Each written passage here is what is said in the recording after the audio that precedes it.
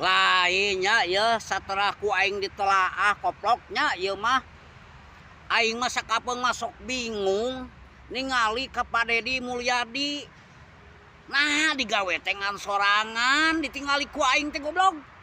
Eueuh nu ngabaturan ditinggalikeun teh batur mah da sararieun goblok teh. Nah Pak Dedi eueuh kasieun gitu. Aing mah bingung. Sok ayeuna Pak Dedi ditinggalikeun ku aing digawe teh sorangan weh anu kawanina teh nya eueuh deui jelema anu kawas Pak Dedi gitu.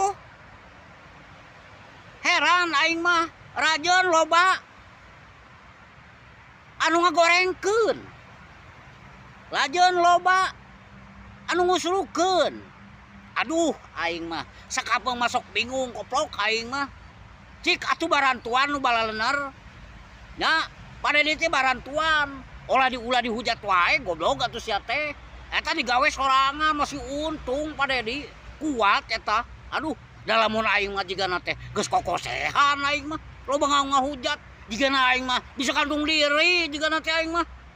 Tapi da aing mah untung ngopi heula aing mah jadi sifat teh tenang we aing mah kitu da geus ngopi koplok pokoknya barantuan ulah dihujat wae koplok.